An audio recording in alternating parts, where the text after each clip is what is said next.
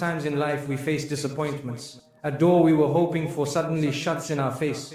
We feel lost, confused, even broken. But remember, Allah is Al-Hakim, the most wise. When He closes one door, He always opens another, sometimes even better than what we expected.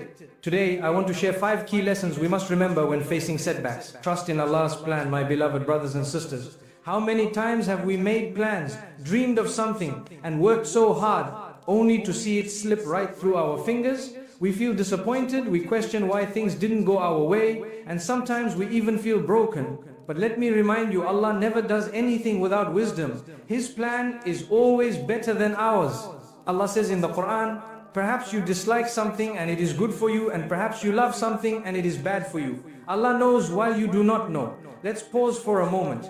If Allah, the creator of the heavens and the earth, the one who knows the past, present and future, is telling us that He knows what's best, then why do we doubt? Why do we become so anxious when things don't go according to our plan? Look at the life of our beloved Prophet Muhammad sallallahu alaihi wasallam. He faced loss, hardship, rejection, yet his trust in Allah never wavered. When he was driven out of Makkah, it seemed like everything was over. But Allah had a greater plan. Medina opened its doors for him, and Islam spread far beyond what anyone could have imagined. What seemed like a setback was actually the beginning of something greater. Sometimes we pray for something and we don't get it. We think, Ya Allah, I asked you for this job, this marriage, this opportunity, but you didn't give it to me. My brothers and sisters, what if Allah is protecting you from something harmful? What if that job would have made you miserable? What if that relationship would have broken you? We only see what's in front of us, but Allah sees the full picture. Tawakkul means trusting Allah even when we don't understand His plan. It means believing that if He closes one door, He will open another. And sometimes that new door is far better than what we could have imagined. But we must be patient. We must surrender our hearts to Allah's wisdom, knowing that He will never forsake us. Have you ever experienced something painful, only to realize later that it was actually a blessing? Think about a time when you thought your life was falling apart, then months or years later you looked back and said, Alhamdulillah, now I understand why that happened. The problem is we want immediate answers, but Allah's timing is perfect. He will never abandon those who put their trust in Him. Rejection is redirection.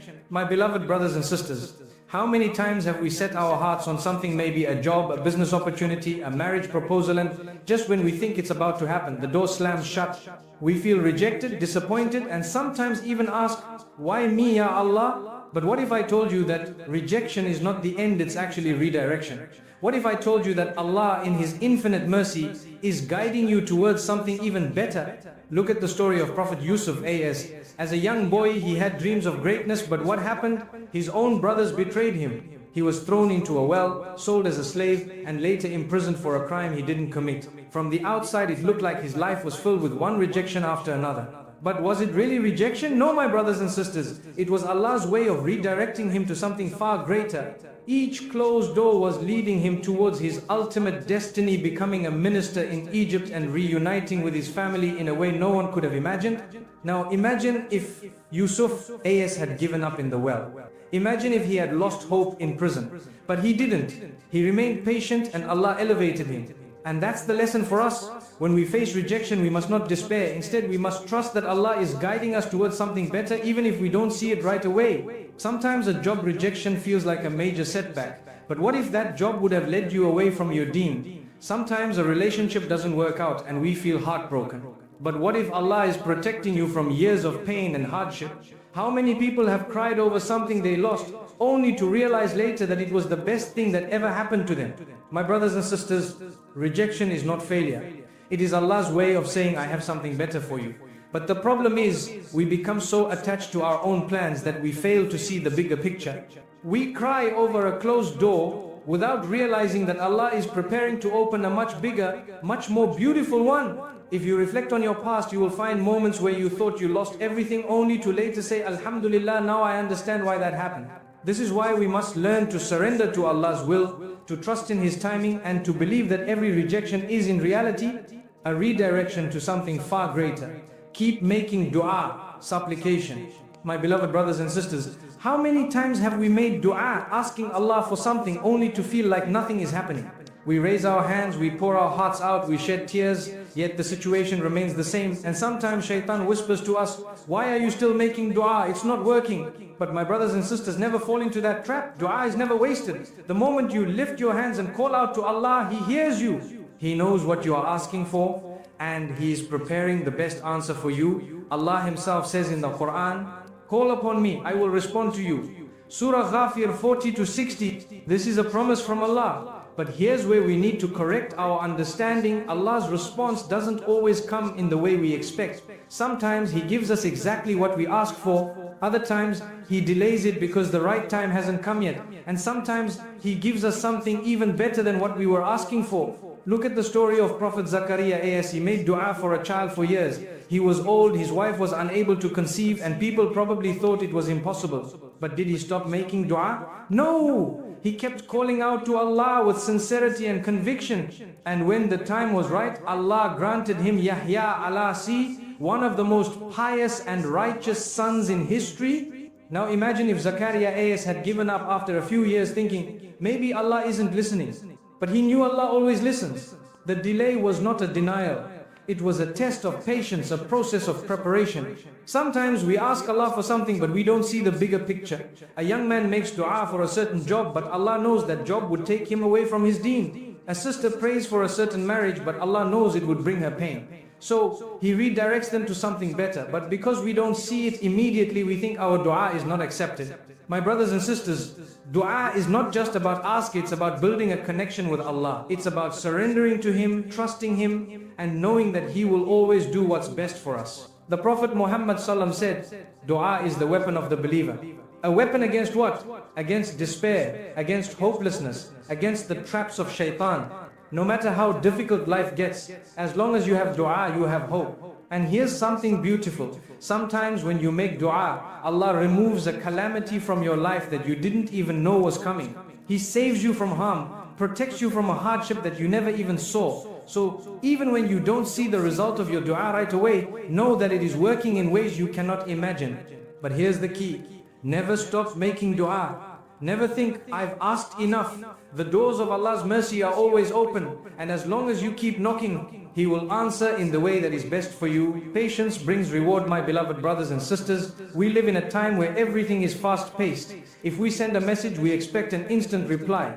If we order food, we want it delivered in minutes. If we make dua, we want it answered immediately. But Allah teaches us that true success, true growth, and true reward come with sabr, patience. Allah says in the Quran, indeed, the patient will be given their reward without account. Subhanallah, imagine a reward so great that Allah Himself says it will be without measure, unlimited, beyond what we can imagine. But the question is, are we willing to be patient? Are we willing to trust Allah's plan when things don't go our way?